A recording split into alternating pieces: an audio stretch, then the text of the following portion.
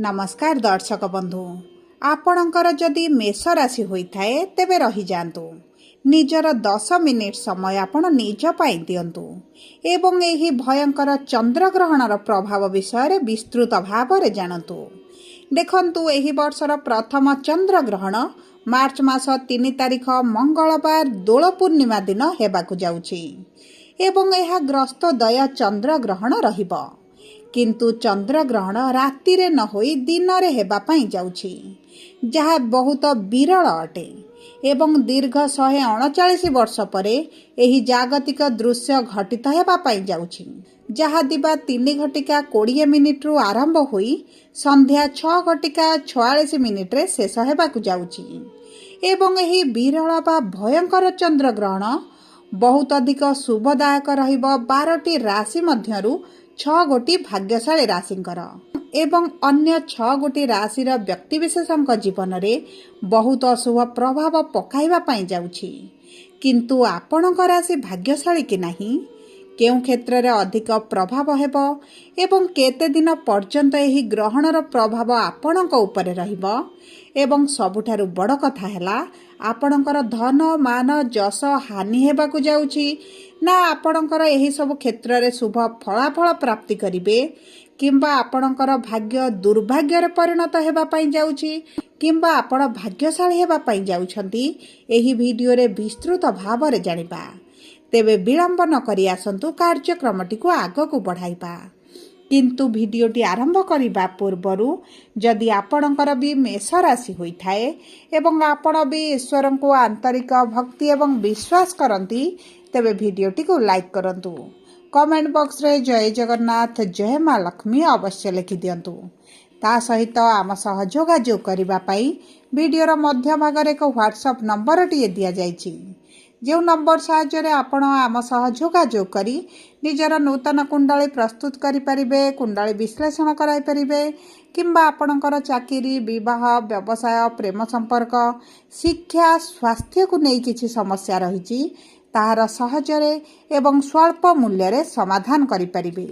सेतिपाई आपण वीडियोर शेष पर्यंत जोड़ी होई रुहंतु एवं डिस्क्रिप्शन बॉक्स रे व्हाट्सएप नंबर दिया जायछि नंबर साहाय्य रे आम सह जोगाजोग करी खूब कम मूल्य रे आपणक समस्यार समाधान करंतु।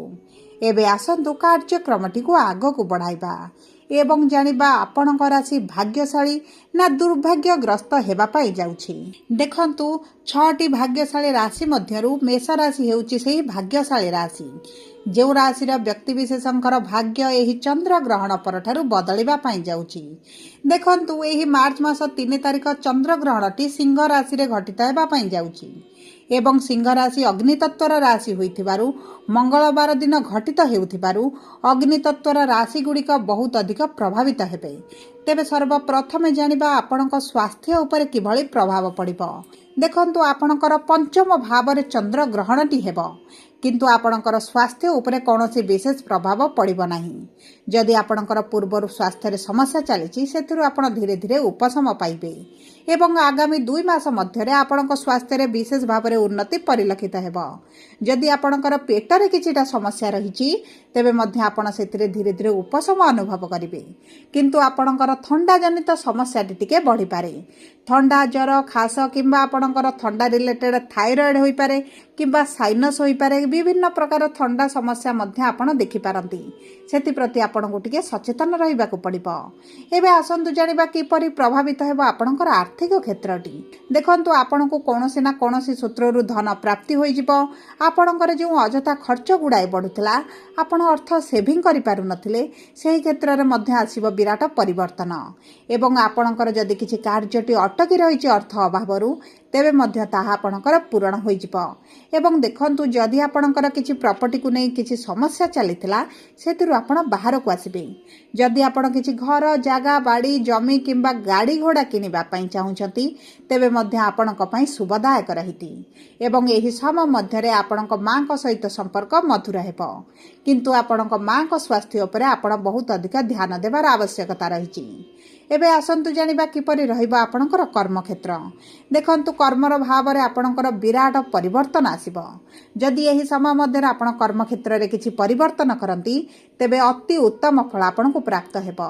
जदि आपणकर कर्मक्षेत्र में पूर्वर किसी समस्या चली ताहा मध्य आपणकर दूर हो आपणकर शत्रु माने नाश जीवे एवं आपणकर बहुत बड़ बड़ लोकों सहित जोगाजोग बढ़िबो, संपर्क बढ़िबो एवं आपणकर बहुत गुड़े कार्य में सेमानक साहाय्य समाधान करिपारिबे।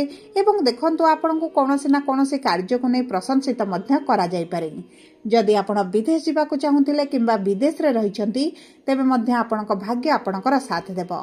ता सहित जदि आमे देखिबा आपणकर शिक्षा क्षेत्र को तेबे शिक्षा क्षेत्र रे आपण किछिटा समस्या देखि पारंती। आपणक सफलता प्राप्ति हेबो किंतु आपणक मन मुताबक सफलता आपणको न मिली पारे। किंतु आपण जदि उच्च शिक्षा करिबा पई चाहूचंती तेबे मध्य आपणकर एही अभिलाषाटी पूर्ण होई जिवो।